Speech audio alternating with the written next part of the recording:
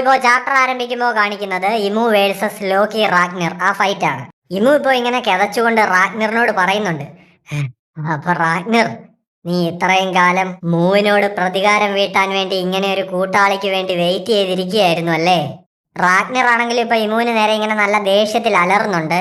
ഇപ്പൊ ഇവർ രണ്ടുപേരും ഈ വോയിഡ് സെഞ്ചുറിയുമായിട്ട് ബന്ധപ്പെട്ട എന്തോ കാര്യങ്ങളാണല്ലോ ഈ പറഞ്ഞുകൊണ്ടിരിക്കുന്നത്. ഇതൊക്കെ എന്ത് തേങ്ങയാണെന്ന് ലോക്കിക്ക് ഒരു പിടിയും കിട്ടുന്നില്ല. അവൻ ചോദിക്കുന്നുണ്ട്, നിങ്ങൾ ഇതെന്ത് പിച്ചും പെയ്യോ അങ്ങോട്ടും ഇങ്ങോട്ടും പറയുന്നേ? എന്നാൽ ഈ ഇമുവിനെ പോലെ ഇത്രയും ടഫായിട്ടുള്ള ഒരു ഒപ്പോണന്റിനെ ഞാൻ ഇതുവരെ നേരിട്ടിട്ടില്ല എന്നും പറഞ്ഞ് ലോക്കി ഇങ്ങനെ അകക്കതയ്ക്കുന്നുണ്ട്. ഇമു ഇപ്പൊ പറയുന്നുണ്ട്, ലോക്കി, സ്ട്രോഹാറ്റ് ലൂഫി, എന്തൊക്കെ വന്നാലും നിങ്ങൾ രണ്ടുപേരും മൂവിന്റെ സോൾജിയേഴ്സ് ആവാൻ തയ്യാറാവില്ല. അതുകൊണ്ട് ഇന്ന് ഇവിടെ വെച്ച് ഞാൻ നിങ്ങളെ ഈ ലോകത്തിൽ നിന്ന് തന്നെ തുടച്ചു നീക്കും, ഡോസാനെ ചെയ്തതുപോലെ. സോ ഇമു ഇപ്പോൾ ഇവിടെ മെൻഷൻ ചെയ്തിരിക്കുന്ന ഡോസാൻ ആരാണെന്ന് നമുക്ക് ഒരു പിടിയില്ല. ഈ വിൽ ഓഫ് ഡി എന്ന് പറയുന്നത് വിൽ ഓഫ് ഡോസാൻ ആണെന്നും പറഞ്ഞുകൊണ്ട് ഇപ്പൊ കുറെ തിയറീസ് കറങ്ങുന്നുണ്ട്. എന്തായാലും നമുക്ക് ഇതിന്റെയൊക്കെ സത്യാവസ്ഥ വഴിയേ അറിയാം. ഇപ്പോ ചാപ്റ്ററിലേക്ക് വരികയാണെങ്കിൽ ഇമു ഇപ്പോ അടുത്ത ഒരു ഒമൻ ഷൂട്ട് ചെയ്യാനായിട്ട് തുടങ്ങുകയാണ്. ലോക്കി ഇപ്പോ പുതിയൊരു ടെക്നിക്ക് ഉപയോഗിക്കുന്നു, അതായത് റാഗ്ന ട്വിൻ ഹെയിം. ഉടനെ ഇപ്പോ ആകാശത്തുനിന്ന് 2 മിന്നൽ പിണർ താഴേക്ക് വരുന്നുണ്ട്. ഇമു ഇപ്പോൾ ആ കയ്യിലിരിക്കുന്ന വെപ്പൺ ഇങ്ങനെ കറക്കിയിട്ട് ലോക്കിയുടെ ഈ അറ്റാക്കിനെ ഡിഫെൻഡ് ചെയ്യുന്നുണ്ട്. ഇമുവിന്റെ അറ്റാക്കിന് ഗ്രാം എന്നാണ് പേര് പറയുന്നത്. ഈ ഗ്രാം എന്ന് പറയുന്നത് നോർസ് മിത്തോളജിയിലുള്ള ഒരു സോഡാണ്. ഹീറോ ആയിട്ടുള്ള സിഗഡ് ഡ്രാഗൺ ആയിട്ടുള്ള ഫാഫ്നിറിനെ ഈ സോഡ് വെച്ചിട്ടാണ് കൊന്നത്. അപ്പൊ ഇതൊരു ഡ്രാഗൺ സ്ലേയിങ് സോഡാണ്. സോ ആ നെയ്മഡ് അറ്റാക്കാണ് ഇപ്പൊ നിദോഗിന് നേരെ ഇമു പ്രയോഗിച്ചിരിക്കുന്നത്. ഇനി നമ്മളെ വെസ്റ്റേൺ വില്ലേജ് ആണ് കാണിക്കുന്നത്. അവിടെ ആ സസ മോൺസ്റ്ററിന്റെ അഴിഞ്ഞാട്ടമാണ്. അതവിടുത്തെ ആ കുട്ടികളെയൊക്കെ ട്രാപ്പ് ആക്കി വെച്ചിരിക്കുന്നത് നമ്മൾ കണ്ടല്ലോ. ഇപ്പൊ അവിടുത്തെ ആ സ്ഥലവും ആളുകളെയും ഒക്കെ അതിങ്ങനെ മുക്കിക്കൊണ്ടിരിക്കുകയാണ് വെള്ളത്തില്. അവിടെ നിൽക്കുന്ന ജയൻസ് വിളിച്ചു പറയുന്നുണ്ട്, കുട്ടികളെ എത്രയും പെട്ടെന്ന് അതിന്റെ ട്രാപ്പിൽ നിന്ന് രക്ഷിച്ച് സേഫ് ആയിട്ടുള്ള സ്ഥലത്തേക്ക് മാറ്റണമെന്ന്. ഇപ്പൊ ആ കുട്ടികളായിട്ടുള്ള ബെൻഡോയും മാഗുവും ഒക്കെ ഇതിന്റെ ആ ഒരു ട്രാപ്പിൽ പെട്ട് ആ വെള്ളത്തിൽ ഇങ്ങനെ മുങ്ങിക്കിടക്കുന്നത് നമുക്ക് കാണാം. ഇപ്പൊ അവിടെ പരിക്കേറ്റ് കിടക്കുന്ന ജയന്റ് പേരൻസും കൂടെ റിപ്ലിയും ആഞ്ചയും മൊയ്മോയും ഒക്കെ ആയുധങ്ങൾ എടുത്ത് എഴുന്നേക്കുന്നുണ്ട്. കുട്ടികളെ കൊണ്ടുപോകാൻ ഞങ്ങൾ സമ്മതിക്കില്ല എന്നൊക്കെ ഈ പേരൻസ് വിളിച്ചു പറയുന്നുണ്ട്. റിപ്ലൈ ആണെങ്കിലും പറയുന്നുണ്ട്, ഞങ്ങൾ ഒരുപാട് കഷ്ടപ്പെട്ടാണ് അവരെ സേവ് ചെയ്തത്, ഇനിയും ഞങ്ങൾ അവരെ വിട്ടു തരില്ല. അതെ, ഇവിടുന്ന് കുട്ടികളെ കൊണ്ടുപോകാൻ ഞങ്ങൾ സമ്മതിക്കില്ല എന്നൊക്കെ ഒയ്മോയും വിളിച്ചു പറയുന്നു. ചോപ്പർ ഇപ്പൊ ഇവരോടായിട്ട് പറയുന്നുണ്ട്, പ്ലീസ് എല്ലാവരും ഒന്ന് ശാന്തരാകൂ, നിങ്ങളുടെ ശരീരത്തിലേക്ക് ചോര കയറ്റി തീർന്നിട്ടില്ല, ഇപ്പൊ ഇങ്ങനെ റഷ്ഡ് ആയിട്ട് ഓരോ കാര്യങ്ങൾ ചെയ്തു കഴിഞ്ഞാൽ നിങ്ങൾ മരിച്ചു പോകും. റിപ്ലൈ ഇപ്പൊ പറയുന്നുണ്ട്, ഈ സാഹചര്യത്തിൽ ഞങ്ങൾക്ക് ഞങ്ങളുടെ ജീവനൊന്നും ഒരു വിഷയമല്ല, ഞങ്ങളുടെ കുട്ടികളെയാണ് ഇവർ ഞങ്ങളുടെ അടുത്ത് നിന്ന് തട്ടിക്കൊണ്ടുപോകാൻ ശ്രമിക്കുന്നത്. ഇപ്പൊ ആ സസ മോൺസ്റ്ററിനെ ഇവർക്ക് തൊടാൻ പോലും കഴിയുന്നില്ല. എല്ലാരും പലയിടത്തു നിന്ന് അറ്റാക്ക് ചെയ്യുന്നുണ്ട്, പക്ഷെ അതിനെ ഒന്നും ചെയ്യാൻ പറ്റുന്നില്ല. അതിന്റെ ആ കയ്യിൽ ട്രാപ്പ് ആയിരിക്കുന്ന കുട്ടികൾ ഇപ്പോ അയ്യോ രക്ഷിക്കണേ എന്നും പറഞ്ഞ് വിളിച്ച് അലറുന്നുണ്ട്. കില്ലിംഗ്ഹാം ഇപ്പൊ വിളിച്ചു പറയുന്നുണ്ട്, 7 കുട്ടികളെ കിട്ടിയല്ലോ, അത് മതി, വാ സസ നമുക്ക് പോകാം. ഇപ്പോ സാഞ്ചി അങ്ങോട്ടേക്ക് വന്നിട്ട് ഇവിടെ നടക്കുന്ന കാര്യങ്ങളൊക്കെ കണ്ടിട്ട് ചോദിക്കുന്നുണ്ട്, ഇവിടെ എന്ത് കോപ്പായി നടക്കുന്നേ?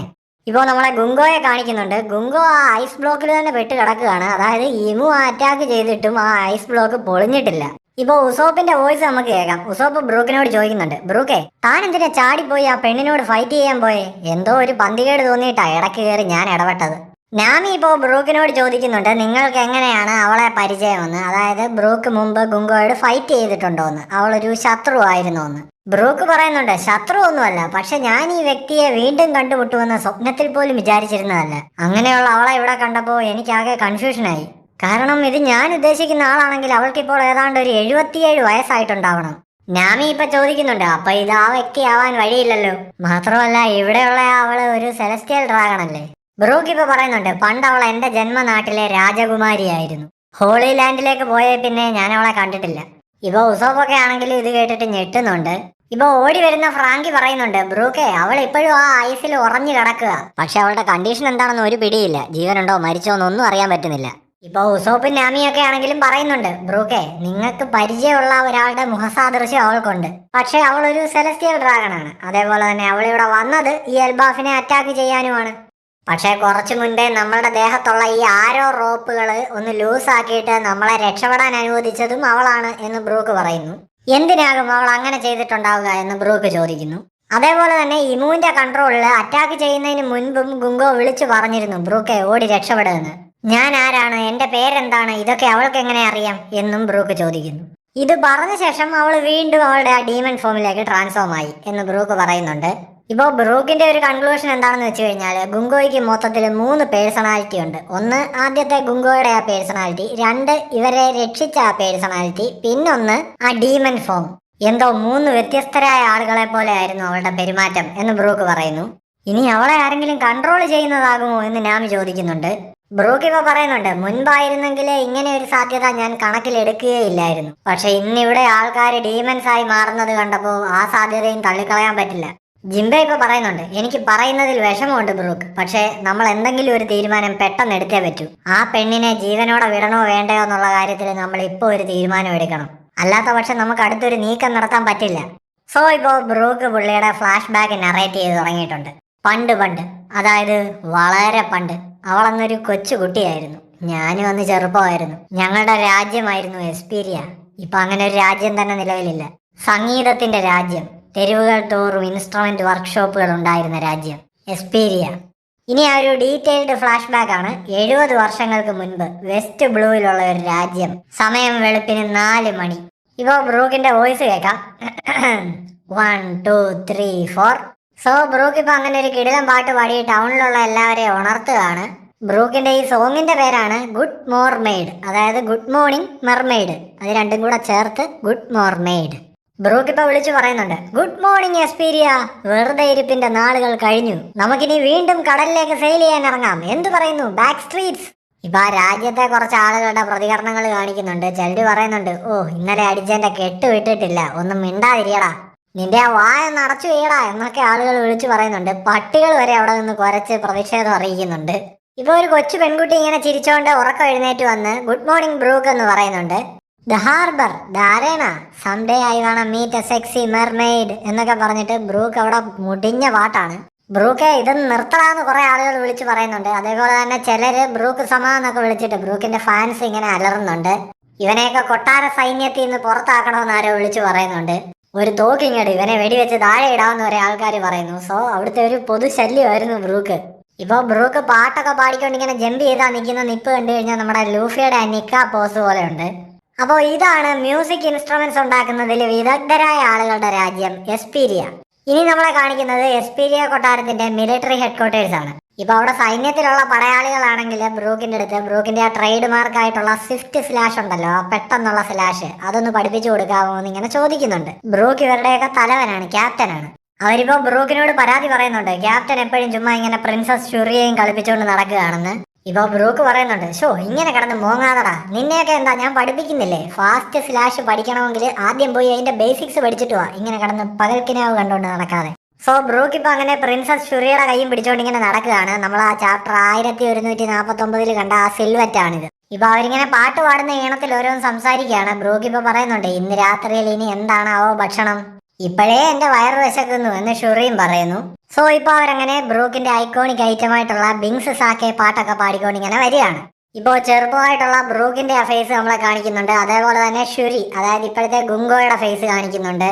കൊട്ടാര സൈന്യത്തിന്റെ ക്യാപ്റ്റനാണ് ബ്രൂക്ക്, 20 വയസ്സ്. അതേപോലെ തന്നെ ബ്രൂക്കിന്റെ കയ്യിൽ തൂങ്ങി നടക്കുന്നുണ്ട് പ്രിൻസസ് ഷുരി, 7 വയസ്സ്. അവളുടെ പുറത്ത് ഇപ്പൊ ഒരു വാളൊക്കെ ഇങ്ങനെ തൂക്കിയിട്ടിട്ടുണ്ട്. ഷുരി ഇപ്പൊ ഇങ്ങനെ ഡേ ഹേ ഹേ ഹേ എന്ന് ചിരിച്ചോണ്ട് പറയുന്നുണ്ട്, ഞാൻ ഇന്നും നല്ലപോലെ കഷ്ടപ്പെട്ട് പ്രാക്ടീസ് ചെയ്തു, കുറെ കഴിയുമ്പോ ഞാനും എന്റെ അമ്മയെ പോലെ നല്ല സ്ട്രോങ്ങർ ആവുമായിരിക്കും അല്ലേ? ബ്രൂക്ക് ഇപ്പൊ പറയുന്നുണ്ട്, പിന്നെ നിന്റെ അമ്മ സൂപ്പർ സ്ട്രോങ് ആണ്. ഓ ക്യാൻഡൽ സമ, എന്റെ ജീവിതത്തിന്റെ വെളിച്ചമാണ് ക്യാൻഡൽ സമ.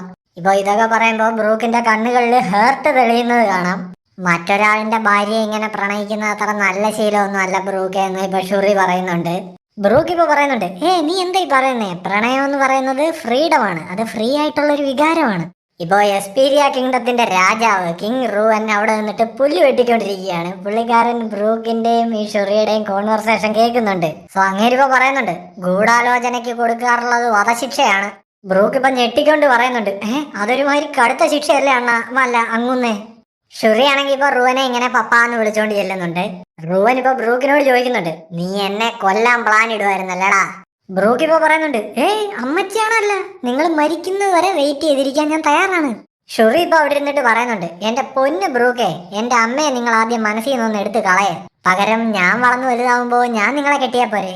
ഇപ്പോ ഇത് കേട്ടിങ്ങനെ കണ്ണ് നിറഞ്ഞുകൊണ്ട് റുവൻ പറയുന്നുണ്ട്, ഷുറി എന്ത് ക്യൂട്ടായിട്ടുള്ള കാര്യം മോള് പറഞ്ഞേ, ഇത്തരം നല്ല കാര്യങ്ങളൊക്കെ പപ്പയെടുത്താണ് ആദ്യം എന്ന് പറയേണ്ടത്. ബ്രൂക്ക് ആണെങ്കിൽ ഇപ്പോ എനിക്കിങ്ങനെ മൂക്കളെ ഒലിപ്പിച്ച് നടക്കുന്ന ഒരു പെണ്ണിനെ ഒന്ന് ഭാര്യയായിട്ട് വേണ്ടാന്ന് ഷുറിയെ എടുത്ത് പറയുന്നുണ്ട്. റുവൻ ആണെങ്കിൽ ഇപ്പൊ ഇത് കേട്ട് ദേഷ്യപ്പെട്ടിട്ട്, എടാ നാറി, നിനക്ക് എന്ത് ധൈര്യം ഉണ്ടായിട്ടാടാ എന്റെ മോളുടെ പ്രപ്പോസൽ എന്റെ മുന്നിൽ വെച്ച് തന്നെ നീ റിജക്ട് ചെയ്യുന്നതെന്ന് ചോദിച്ചുകൊണ്ട് ബ്രൂക്കിന്റെ മുഖത്തോട്ട് കിക്ക് ചെയ്യാൻ തുടങ്ങുന്നുണ്ട്. ഇപ്പൊ ആ കിക്കിൽ നിന്ന് തല ഇങ്ങനെ വെട്ടിച്ചു മാറ്റിക്കൊണ്ട് ബ്രൂക്ക് പറയുന്നുണ്ട്, ഞാൻ ഒരു പെണ്ണിനെ മാത്രം മനസ്സിൽ കൊണ്ടു നടക്കുന്ന ടൈപ്പ് ഒരാളാണെന്ന്. ഇപ്പൊ ഇവിടെ നടക്കുന്ന പരിപാടികളെല്ലാം കണ്ടുകൊണ്ട് ഷുറി അവിടെ കിടന്ന് വമ്പൻ ചിരിയാണ്. മറ്റേ നമ്മുടെ ലൂഫി നിക്കാ പോസിൽ നിന്നിട്ട് ചിരിക്കുന്ന പോലുണ്ട്. ഇപ്പൊ അങ്ങോട്ടേക്ക് ഒരു ഗാർഡ് ഓടി ഇങ്ങനെ വരുന്നുണ്ട്. അയാൾ പറയുന്നുണ്ട്, അങ്ങൂന്നേ അങ്ങീ തമാശ കളിച്ച് നിൽക്കുന്നതിനിടയിൽ വന്ന് തടസ്സം ഉണ്ടാക്കിയതിന് ക്ഷമിക്കണം. ഒരു ഇമ്പോർട്ടന്റ് കാര്യം പറയാനാണ് ഞാൻ വന്നത്. പോർട്ടിൽ നിന്ന് ടൗണിലേക്ക് ഒരു ഗാങ്സ്റ്ററിന്റെ ടീം വരുന്നുണ്ട്. നമ്മളുടെ സൈന്യത്തിലുള്ള കുറച്ചു പേര് ടൗണിലുണ്ട്, പക്ഷേ അത് വളരെ കുറച്ചു പേരേ ഉള്ളൂ. കൊട്ടാരത്തിൽ നിന്ന് ബാക്കപ്പിന് ആള് പുറപ്പെട്ടിട്ടുണ്ട്, പക്ഷെ അവര് സമയത്ത് അങ്ങ് എത്തുമോ എന്നുള്ളത് സംശയമാണ്. അവരുടെ ടാർഗറ്റ് ആരാന്ന് ഇപ്പൊ റൂവൻ ചോദിക്കുന്നുണ്ട്. ആ ഗാർഡ് ഇപ്പൊ പറയുന്നുണ്ട്, അവര് മഹാറാണി കാൻഡലിന്റെ പേര് വിളിച്ച് അലറിക്കൊണ്ടാ വരുന്നത്. റാണിയാണെങ്കിൽ ഇപ്പോ ടൗണിലെ ഓപ്പറ ഹൗസിൽ ഇരുന്നിട്ടൊരു നാടകം കണ്ടുകൊണ്ടിരിക്കുക. റൂവൻ ഇപ്പൊ ചോദിക്കുന്നുണ്ട്, എന്താണോ താനി പറയുന്നേ? ആ വന്നിരിക്കുന്ന ഗാങ്സ്റ്റേഴ്സ് അവര് മൊറോൺ ഫാമിലിയാണോ? ആ അതെ അങ്ങുന്നേ, അവര് തന്നെയാന്ന് ഇപ്പൊ ആ ഗാർഡ് പറയുന്നുണ്ട്. റുവനാണെങ്കിൽ ഇത് കേട്ടിട്ട് പറയുന്നുണ്ട്, പന്ന നായിന്റെ മക്കള്, വർഷങ്ങളായിട്ട് അവന്മാർ കാൻഡലിന്റെ പിന്നാലെ തന്നെയാ. എന്നാലും ഈ മാരണങ്ങൾ ഇത് ആരുടെയും കണ്ണിപ്പെടാതെ എപ്പോ ഇവിടെ ലാൻഡ് ചെയ്തു? ഒരു കാരണവശാലും ഒപ്പേറ ഹൗസിൽ നിന്ന് പുറത്തിറങ്ങരുതെന്നും പറഞ്ഞ കാൻഡലിന് ഇപ്പൊ തന്നെ ഒരു മെസ്സേജ് വിടണം. ആ ഗാർഡാണെങ്കിൽ ഇപ്പൊ പറയുന്നുണ്ട്, അയ്യോ അത് പറ്റില്ല, ഓപ്പേറ ഹൗസിലുള്ള ഡെൻഡൻ മുഷി എല്ലാം ഡു നോട്ട് ഡിസ്റ്റർബ് മോഡിൽ ഇട്ടിരിക്കുകയാണെന്ന്. ഇപ്പൊ ഇത് കേട്ടിട്ട് റുവനാണെങ്കിൽ ഞെട്ടുന്നുണ്ട്. ഷൊറി ഇപ്പൊ പറയുന്നുണ്ട്, ബ്രൂക്കെ നിങ്ങൾ എന്തെങ്കിലും പെട്ടെന്ന് ചെയ്യണം, ഇല്ലെങ്കിൽ അവരെന്റെ അമ്മയെ ഇവിടുന്ന് പിടിച്ചോണ്ട് പോകും. ബ്രോക്ക് ഇപ്പൊ പറയുന്നുണ്ട്, മൊറോൺ ഫാമിലിയാ വന്നിരിക്കുന്നത് അല്ലേ? വളരെ വിചിത്രമായിരിക്കുന്നല്ലോ. ഞാൻ ഇന്ന് രാവിലെ അവന്മാരെ ഹാർബറിൽ വെച്ച് കണ്ടതാ. ഇപ്പോ ടൗണിലെ ഓപ്പറ സ്ട്രീറ്റ് ആണ് കാണിക്കുന്നത്. അവിടേക്ക് ഇപ്പോ വെടിയും വെച്ചുകൊണ്ട് കുതിരപ്പുറത്ത് ഗാങ്സ്റ്റേഴ്സ് വരുന്നുണ്ട്. ഇപ്പൊ ഇവരെ കണ്ടിട്ട് അവിടുത്തെ ആൾക്കാരൊക്കെ ഇങ്ങനെ ആകെ പരിഭ്രാന്തരാവുന്നുണ്ട്. ഓപ്പറ ഹൗസിനുള്ളിൽ ഇപ്പൊ ആ നാടകം അങ്ങനെ അവസാനിച്ചിട്ടുണ്ട്. ഓ, നാടകം കലക്കിയിട്ടുണ്ട്, കിടിലൻ പെർഫോമൻസ് തന്നെയായിരുന്നു എന്ന് ഇപ്പൊ ക്യൂൻ കാൻഡൽ പറയുന്നുണ്ട്. ഗ്യാങ് മെമ്പേഴ്സ് ഇപ്പൊ ഓപ്പറ ഹൗസിന്റെ ഫ്രണ്ട് ഭാഗം ഫുള്ള് വളഞ്ഞിട്ടുണ്ട്. അവന്മാരിപ്പോ വിളിച്ചു പറയുന്നുണ്ട്, പുറത്തേക്ക് ഇറങ്ങി വാ ക്യാൻഡലേ, ഇത്തവണ ഓഫർ റിജക്ട് ചെയ്യാനാണ് നിന്റെ ഉദ്ദേശമെങ്കിൽ നിന്നെ അങ്ങ് വെടിവെച്ചിട്ടോളാൻ ഞങ്ങളുടെ തലവൻ ഡോൺ മറോൺ ഞങ്ങൾക്ക് പെർമിഷൻ തന്നിട്ടുണ്ട്. ഇന്ന് കണക്ക് മൊത്തത്തിൽ സെറ്റിൽ ചെയ്തിട്ടേ ഞങ്ങൾ ഇവിടം വിടൂ. ഞങ്ങളുടെ ബോസിനെ സ്നേഹിച്ചോളാമെന്ന് നീ സമ്മതിച്ചേ പറ്റൂ ക്യാൻഡലേ. എന്തൊക്കെ വന്നാലും തിയേറ്റർ വിട്ട് പുറത്തിറങ്ങരുതെന്ന് റാണിയോട് പറയണമെന്നൊരു ഗാർഡ് അവിടെ നിന്ന് ഇങ്ങനെ വിളിച്ചു പറയുന്നുണ്ട്. ഇപ്പൊ അയാളെ ഒരു ഗ്യാങ് മെമ്പർ ഷൂട്ട് ചെയ്യുന്നുണ്ട്. ഇപ്പൊ കൊട്ടാരത്തിലാണെങ്കിൽ കിങ് റൂവൻ ഇങ്ങനെ തലേ കൈ വെച്ചോണ്ട് പറയുന്നുണ്ട്, എന്റെ ബ്രൂക്കെ എന്തെങ്കിലും ഒന്ന് ചെയ്. ബ്രൂക്ക് ഇപ്പൊ പറയുന്നുണ്ട്, എന്റെ പൊന്നണ്ണ നിങ്ങളൊന്ന് പേടിക്കാതിരിക്കുക, നമ്മുടെ റാണി നല്ല സ്ട്രോങ് അല്ലേ, അത് നിങ്ങൾ മറന്നോ? റാണിയെ അവന്മാർ ഒരു ചുക്കും ചെയ്യാൻ പോകുന്നില്ല. അത് മാത്രമല്ല, ഞാനിന്ന് അവന്മാരെ ഹാർബറിൽ വെച്ച് കണ്ടിരുന്നു എന്ന് പറഞ്ഞല്ലോ, ആ സമയത്ത് ഞാനൊരു കൂട്ടം ചെയ്തിരുന്നു. അത് അവന്മാര് നോട്ടീസ് ചെയ്തില്ല എന്നുള്ളതാണ് രസം. എന്താന്ന് വെച്ചാൽ ഞാൻ അപ്പൊ തന്നെ അവന്മാരെ എല്ലാം വെട്ടിപ്പൊളിയിട്ടാണേ വന്നത്. ഇപ്പോ റൂവനും ഷുറിയും ഇത് കേട്ടിട്ട് ഒരേപോലെ ഞെട്ടുന്നുണ്ട്. സോ ഗ്യാങ് മെമ്പേഴ്സ് ഒക്കെ ഇപ്പോഴാണ് ആ വെട്ടിന്റെ എഫക്റ്റിൽ വീഴുന്നത്, ബ്രൂക്കിന്റെ ഫേമസ് അറ്റാക്ക്. അവിടെ താഴെ വീണ് കിടക്കുന്ന ഗ്യാങ് മെമ്പേഴ്സ് ഇപ്പൊ ചോദിക്കുന്നുണ്ട്, എന്താ ഇവിടെ സംഭവിച്ചേ? ഇതെന്ത് പണ്ടാരമാണ്? ടൗണിലെ ജനങ്ങളാണെങ്കിലും ഇപ്പൊ ഇത് കണ്ടിങ്ങനെ ഞെട്ടി നിൽക്കുന്നുണ്ട്. അവർ ചോദിക്കുന്നുണ്ട്, അപ്പൊ യുവമാർ ഇത്രയും സമയം വെട്ടുകൊണ്ട് നിൽക്കുമായിരുന്നു? അങ്ങനെയാണെങ്കിൽ അതിന്റെ അർത്ഥം, അതെ, ഇത് ക്യാപ്റ്റൻ ബ്രൂക്കിന്റെ പണി തന്നെ. പുള്ളിയുടെ സ്വിഫ്റ്റ് സ്ലാഷ്, അത് 3 പേസ് ഹം നോച്ച് സ്ലാഷ് ആണ് ക്യാപ്റ്റന്റെ മെയിൻ അറ്റാക്ക്. ലോർഡ് ബ്രൂക്ക് നിങ്ങൾ പൊളിയാണെന്നൊക്കെ ആൾക്കാർ ഇങ്ങനെ വിളിച്ചു കൂവുന്നുണ്ട്. ദേ റാണി പുറത്തേക്ക് വരുന്നു എന്ന് ഇപ്പൊ ആൾക്കാരിങ്ങനെ വിളിച്ചു പറയുന്നുണ്ട്. ഓ എന്റെ പൊന്നോ, എന്തൊരു സൗന്ദര്യമാണെന്നൊക്കെ അവർ വിളിച്ചു പറയുന്നു. സോ അങ്ങനെ എസ്പീരിയ കിങ്ഡത്തിന്റെ റാണി കാൻഡൽ ആ ഒപ്പറ ഹൗസിൽ നിന്ന് പുറത്തേക്ക് വരികയാണ്. അവരിപ്പോ ഇങ്ങനെ ചിരിച്ചുകൊണ്ട് പറയുന്നുണ്ട്, ഓ ആളുകളൊക്കെ നല്ല ലൈവായിട്ട് നിൽക്കുകയാണല്ലോ. ഇനി നറേറ്ററുടെ ഒരു വോയിസ് ഓവർ ആണ്. 70 വർഷങ്ങൾക്ക് മുമ്പ് എസ്പീരിയ കിങ്ഡത്തില് 2 താരങ്ങളാണ് ഉണ്ടായിരുന്നത്. ഒന്ന് അവിടുത്തെ സൈന്യത്തിന്റെ പഴയ ലീഡറും പിന്നെ ഇപ്പോഴത്തെ രാജ്ഞിയുമായ കാൻഡൽ. രണ്ടാമത്തെ ആള് ഒരു ഗായകനാണ്. പക്ഷെ പുള്ളിയുടെ പാട്ടിന് ഇവിടെ പ്രശംസയേക്കാൾ കൂടുതൽ തെറിയും പരിഹാസമാണ് കിട്ടുന്നത്. എന്നാൽ സോർഡ് ഫൈറ്റിങ്ങിൽ ഇങ്ങേര് പുലിയാണ്. പുള്ളിയുടെ സ്വിഫ്റ്റ് സ്ലാഷ് വളരെ പ്രശസ്തമാണ്. വെട്ടുകൊണ്ടവൻ വെട്ടുകൊണ്ടും തിരിച്ചറിയുമ്പോഴേക്കും ഇങ്ങേര് അടുത്ത പഞ്ചായത്ത് കടന്നിട്ടുണ്ടായിരിക്കും. അതാണ് റോയൽ ആംബുഷ് സ്ക്വാഡിന്റെ ക്യാപ്റ്റൻ ഹമ്മിങ് ബ്രൂക്ക്. ഈ രാജ്യം വളരെയധികം സമാധാനത്തോടുകൂടി പൊയ്ക്കൊണ്ടിരുന്ന നാളുകളായിരുന്നു ഇത് എന്ന് പറഞ്ഞാണ് നമ്മളുടെ ഈ ചാപ്റ്റർ അവസാനിക്കുന്നത്. അപ്പോൾ ഈ ചാപ്റ്റർ അങ്ങനെ ബ്രൂക്ക് കൊണ്ടുപോയിരിക്കുകയാണ്. അപ്പോൾ നിങ്ങൾക്ക് എല്ലാവർക്കും വീഡിയോ ഇഷ്ടപ്പെട്ടു എന്ന് വരുന്നു. ഇഷ്ടപ്പെട്ട് കഴിഞ്ഞാൽ ഉറപ്പായിട്ടും ലൈക്ക്, കമന്റ്, ഹൈപ്പ്, ഷെയർ ഒക്കെ ചെയ്ത് സപ്പോർട്ട് ചെയ്യുക. നമ്മളുടെ ചാനൽ ഇതുവരെ സബ്സ്ക്രൈബ് ചെയ്തിട്ടില്ലാത്തവർ ഇപ്പം തന്നെ മറക്കാതെ ഒന്ന് സബ്സ്ക്രൈബ് കൂടി ചെയ്തേക്കണേ. അതേപോലെ അടുത്ത ആഴ്ച എന്തായാലും ബ്രേക്ക് ഇല്ല. സോ നെക്സ്റ്റ് വീക്ക് നെക്സ്റ്റ് ചാപ്റ്ററുമായിട്ട് വരുന്നവരേക്കും എല്ലാവർക്കും ബൈ ബൈ.